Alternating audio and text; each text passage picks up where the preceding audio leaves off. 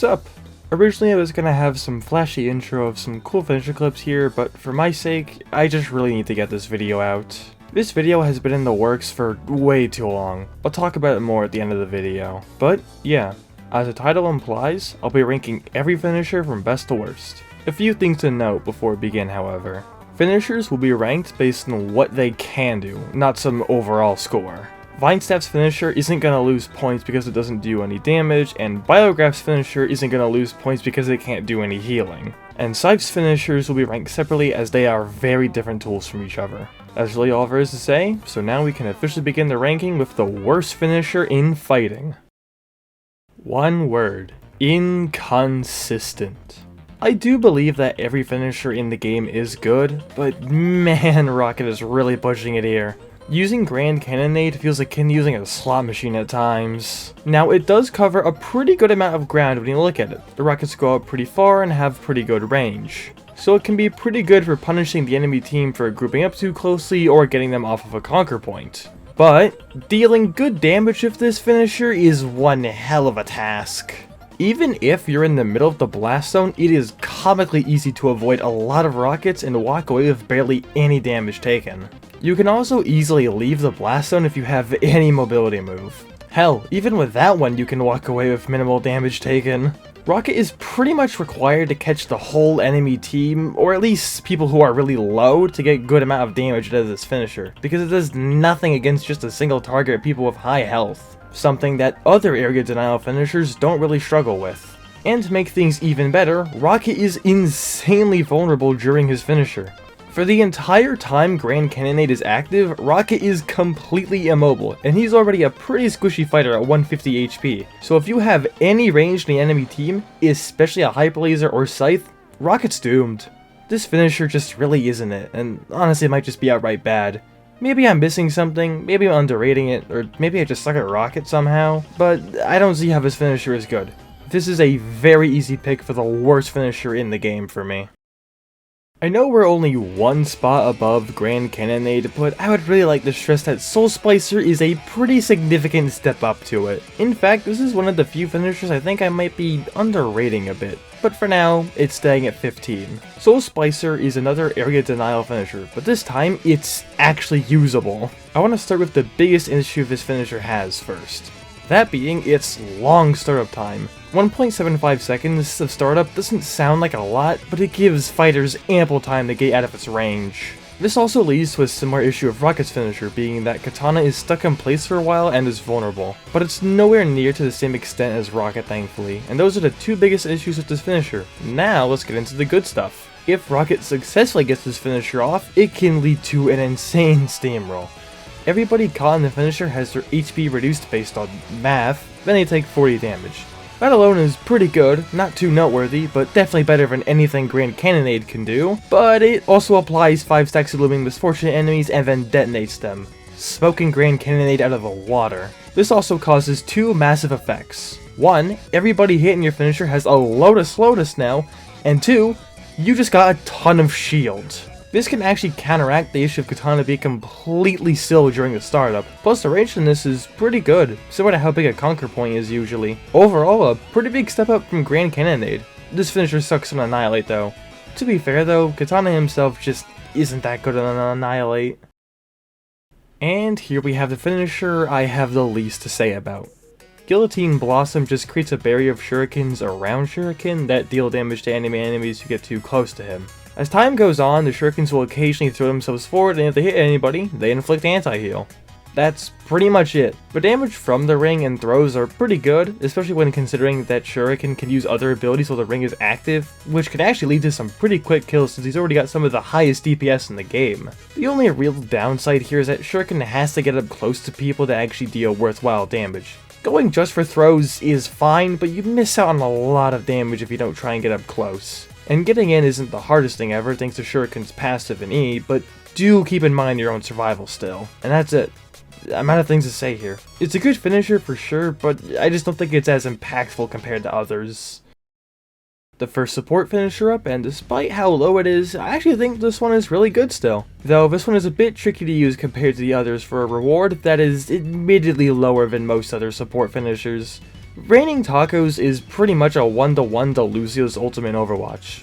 Go figure. Both of them leap in the air and then come crashing down, giving their allies a ton of temporary health. In Boombox's case, 250 shield that'll quickly decay, and an additional 50 permanent shield. Let's start off with the best use case of this finisher right off the bat: saving your teammates. The quick burst of shield you give to people is effectively just an extended iframe, which is extremely useful for giving people that additional health and time they need to escape a bad encounter, or even fight back.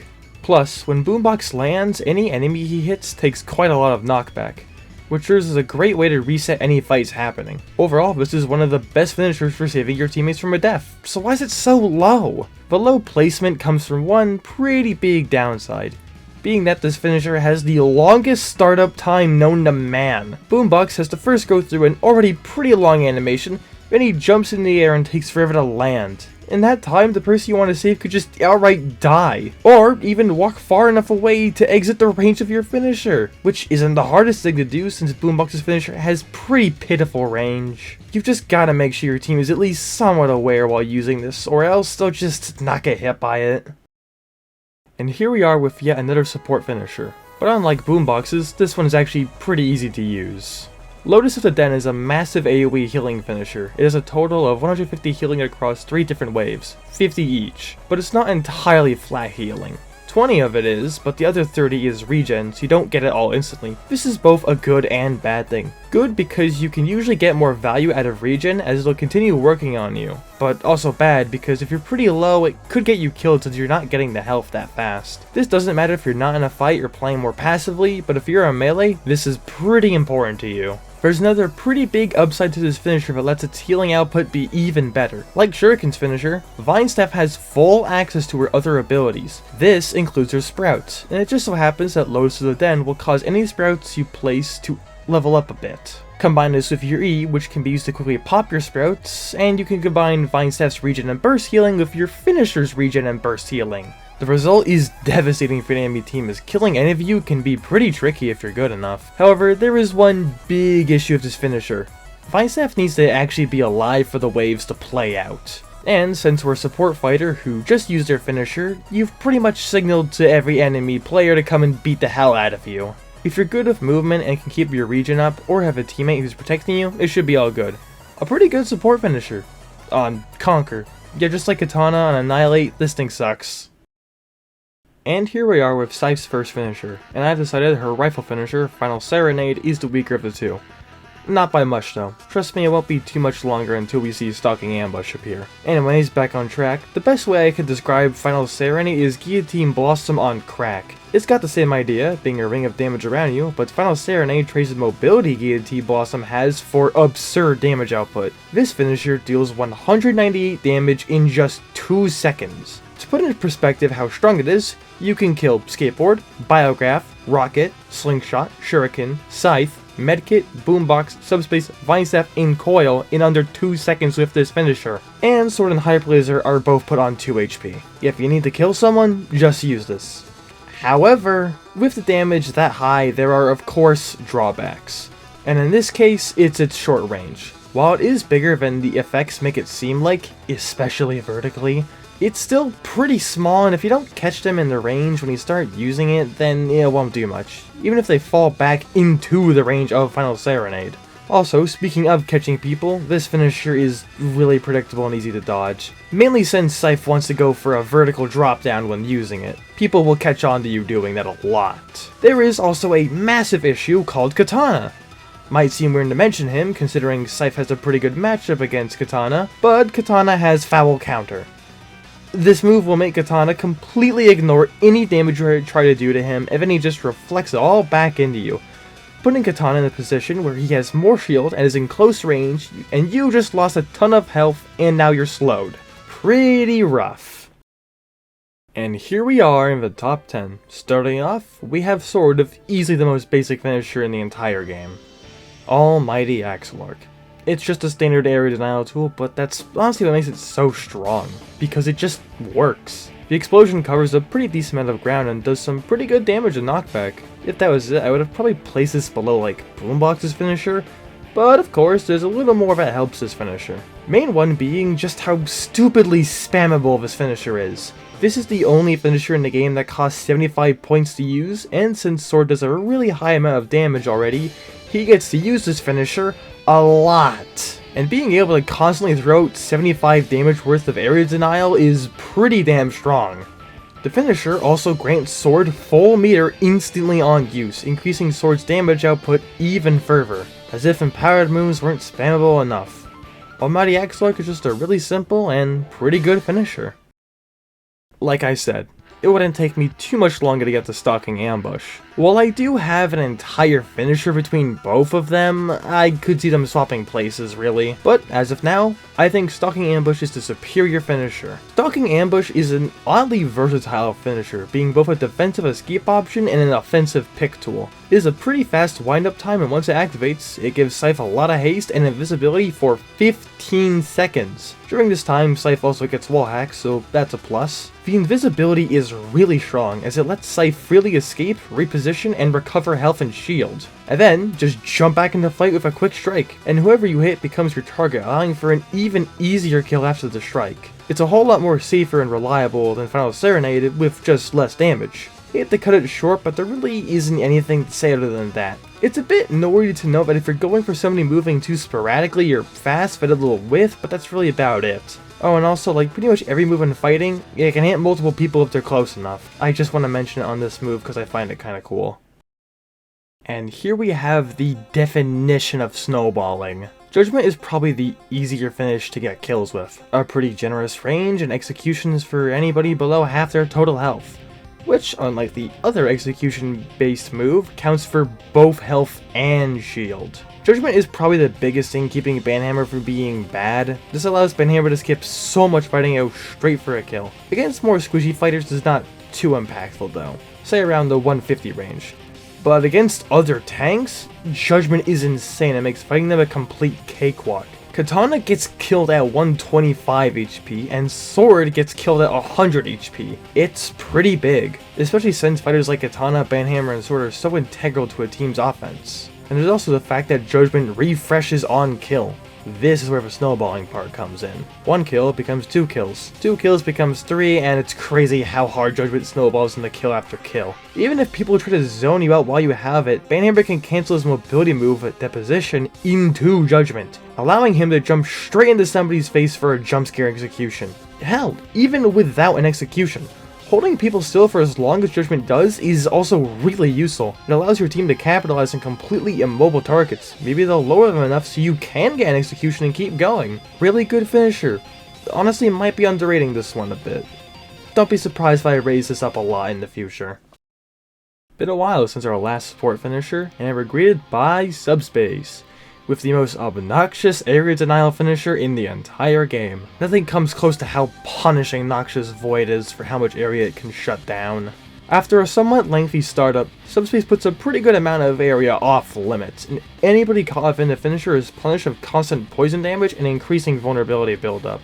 Getting caught in this finisher is pretty much a guaranteed death usually, but that's where the biggest issue of this finisher lies. Most of the time, Subspace's damage alone, even combined with the finisher, is enough to kill people inside if they aren't low enough already. Usually you'll need at least one other person to help you kill people inside the finisher, but outside of that, Noxious Void is pretty good, especially when it comes to vertical use. Noxious Void is capable of going through ceilings. This is most noticeable on maps like Doomspire and the last point of shooting Teapot Observatory. This is something you have to be really careful of because it is very hard to tell when Noxious Void is starting up if you can't directly see Subspace. There is also the issue where Noxious Void will immediately end if Subspace dies, and his self-sustain is not the most consistent thing in the world, and his defense is garbage, so getting a kill on Subspace while this is active can be really easy if he's got out. If he plays around Noxious Void's range, however, he should be better off, except when it comes to range, we're still able to freely chip away at poor old Subspace. With all that said, this is easily the best area denial finisher in the entire game.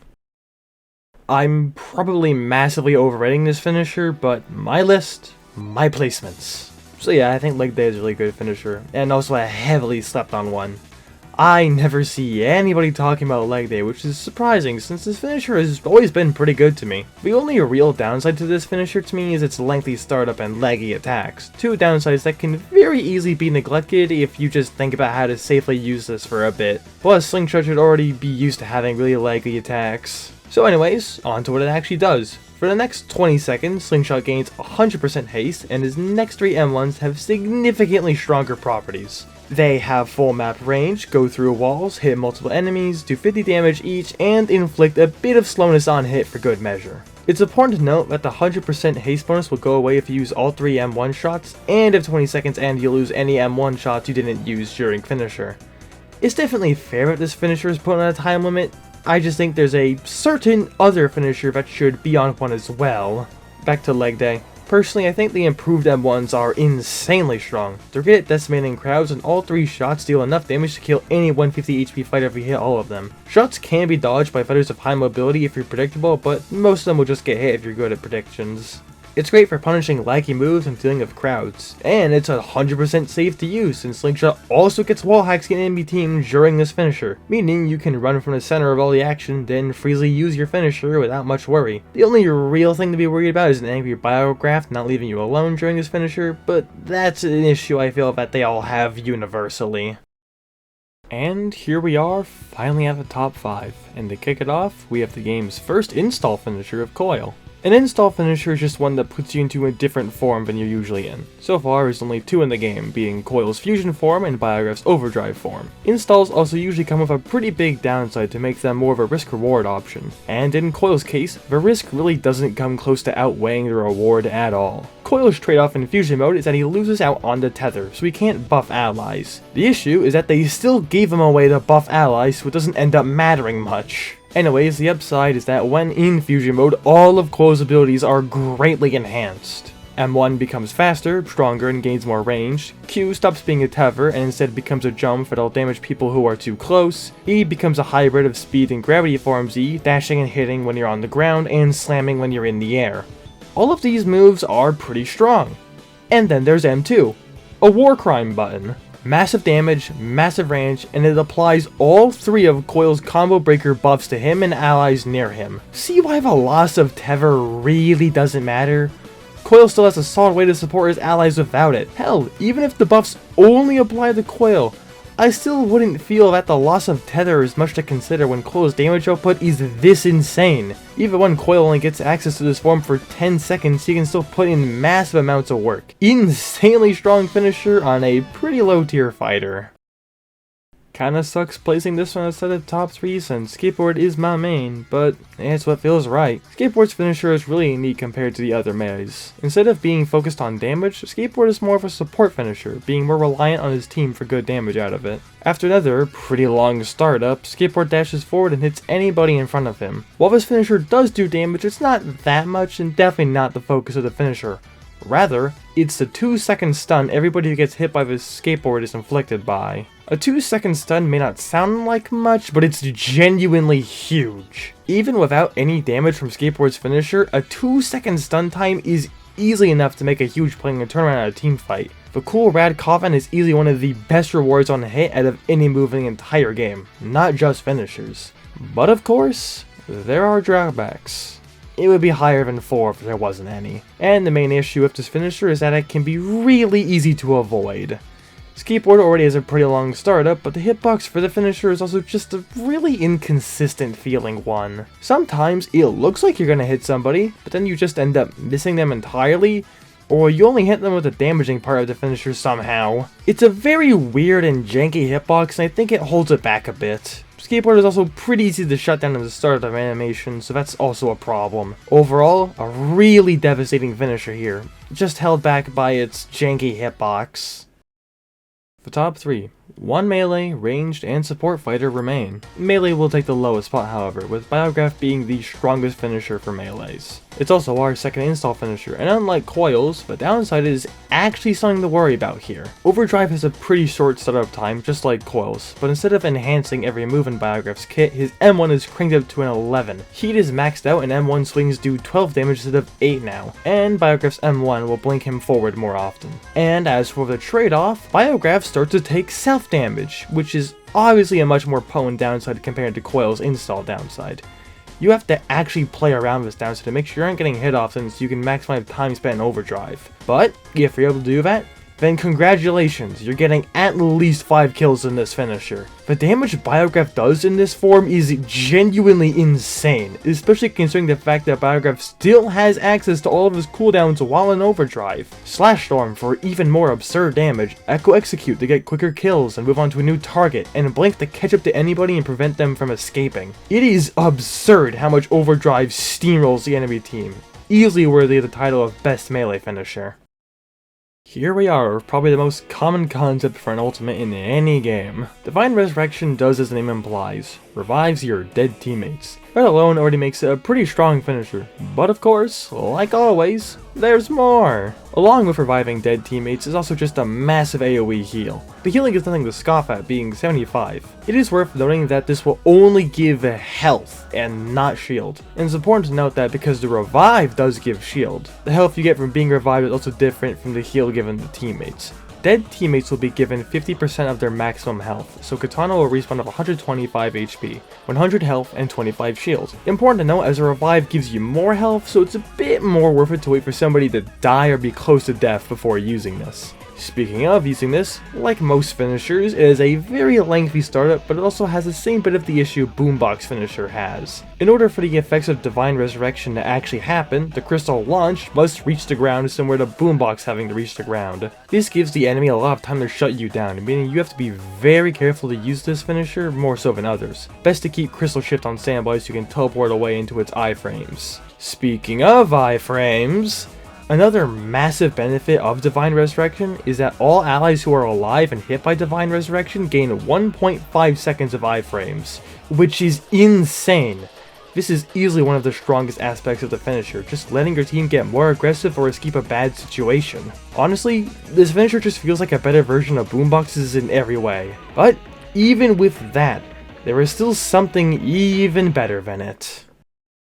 Maybe I'm biased with this placement, but I really can't see any other finisher taking the top spot. Eviscerating Ray is just broken, outright overpowered, and I genuinely have no idea why it hasn't been nerfed.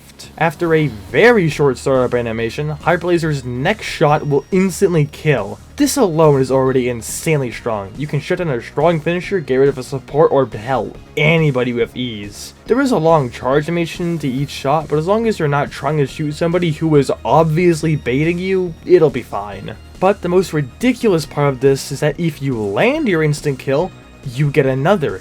And if you land that instant kill, you get another up to 3 instant kill shots. This is stupid, and makes it easily one of the strongest snowballing tools in the entire game. The counterplay is to just not show your face to Hyperblazer at all, effectively giving him full map control when he has his finisher up. The only way to counter it is to have a skateboard or biograph go harass him, but even with tools like Voltaic Grenade and Phase, it's easier said than done of how much he can run away. This finisher is just extremely annoying to deal with, and I hate it. It's not even fun to fight against, which is at least something I can say about other powerful finishers like subspaces or biographs. It's just annoying and broken. So, there we have it. Every finisher in the game ranked. Honestly, a lot of my placements I'm not very confident in, if I'm being honest. I feel like half of these will change in a month's time. Not even. I'm just glad to have this video out, honestly. This video took forever to make. To put it into perspective, Hidden Maps, my previous longest video, took me at most 2 weeks to make. And I began working on this video the same day I uploaded Hidden Maps, so it's been quite a while. The main reason for this taking so long were my opinions changing and script rewrites. Opinions changing just happened as I played the game, or I felt finishers were stronger or weaker, and it was kind of stupid. Like, I initially had Rocket's finisher in the middle of the list, and I had Biograph's finisher below Swords. Oh, and I had Vinestaff's finisher as the worst in the game, despite being a Vinestaff player. And as for the rewrites, I just wasn't happy with the script and wanted to keep tweaking it. This led me to rewrite a 5k word script about 3 times, which is not something you should be doing at all. And then I got COVID working on this video, which made me bedridden for about a week, so that sucked. Working on this video was hell. Even now, I'm not really too proud of it. I still feel like the script is really rough around the edges and I could have done better. But at the very least, I'm done with this and I can move on to better videos. So for now, I'll see you later. Hopefully not in 2 months again.